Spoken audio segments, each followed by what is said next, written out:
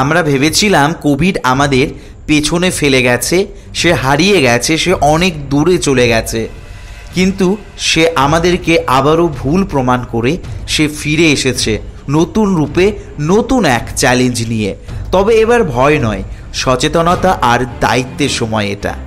ভারতের বর্তমান কোভিড পরিস্থিতি: 2025 সালের 5ই জুন ভারতে প্রায় 4,866টি অ্যাক্টিভ কোভিড কেস রিপোর্ট হয়েছে।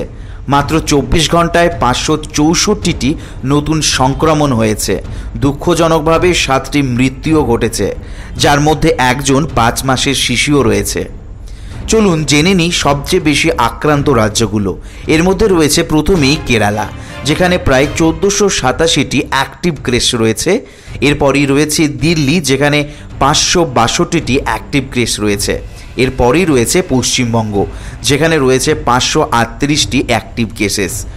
এছাড়াও মহারাষ্ট্র, গুজরাট, কর্ণাটক প্রত্যেকেই 400+ অ্যাক্টিভ কেস রয়েছে। পুনেতে এমনকি 10টি সুয়েজ ট্রিটমেন্ট প্ল্যান্টে ভাইরাসের জেনেটিক ট্রেস পাওয়া গেছে। তার মানে বন্ধুরা, কমিউনিটি স্প্রেড ইতিমধ্যেই শুরু হয়ে গেছে, যেটা অনেকটাই চিন্তার আর অনেকটাই ভয়ের। এই বাড়তি সংক্রমণের কারণ কি? এই নতুন ঢেউয়ের জন্য দায়ী কয়েকটি নতুন সাব ভ্যারিয়েন্ট, যেমন NB.1.8.1, LF.7 ও XFG।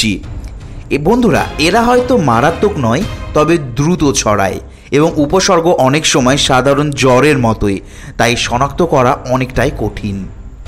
মাদুরাই এবং লখনৌতে কোভিড ওয়ার্ড প্রস্তুত করা হয়েছে। এটা অত্যন্ত একটি সুন্দর একটা ব্যাপার। কি উপসর্গ থাকলে সাবধান হবেন? সবচেয়ে বিপজ্জনক হলো উপসর্গ অনেক সময় খুবই হালকা বা একেবারেই না থাকা।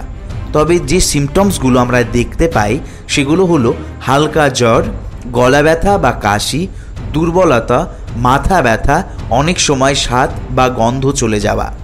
বিশেষ করে বয়স্ক মানুষ যাদের কোমরবিডিটি রয়েছে বা অন্য কোনো রোগে তারা ভুগছেন, তাদের ক্ষেত্রে উপসর্গ কিন্তু অনেকটাই মারাত্মক থেকে মারাত্মকতর হতে পারে। বন্ধুরা, এখন আমাদের কি করা উচিত? বন্ধুরা, আবার মাস্ক পরা, স্যানিটাইজার ব্যবহার করা নিয়ে বিরক্তি লাগতে পারে, কিন্তু একজন চিকিৎসক হিসাবে বলছি, এটা সতর্ক হওয়ার সময়।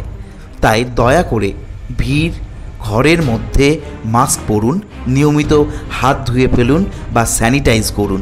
অসুস্থ হলে ঘরে থাকুন, বাড়িতে পালস অক্সিনোমিটার রাখুন এবং আপনার শরীরের অক্সিজেন স্যাচুরেশন চেক করুন। টিকাকরণ সম্পূর্ণ আছে কিনা নিশ্চিত করুন। দীর্ঘস্থায়ী কাশি বা জ্বর হলে চিকিৎসকের অবশ্যই পরামর্শ নেন। আমাদের সামাজিক ও চিকিৎসক হিসাবে কি দায়িত্ব রয়েছে? বন্ধুরা, শুধু ওষুধ লিখে দেওয়াই নয়, একজন চিকিৎসক হিসাবে আমাদের সমাজকে সচেতন করাও দায়িত্ব। চলুন ভয় নয় তথ্য ছড়াই, গুজব নয় বিজ্ঞানের ভাষায় কথা বলি, ভুল নয় সহানুভূতির মাধ্যমে পথ দেখাই।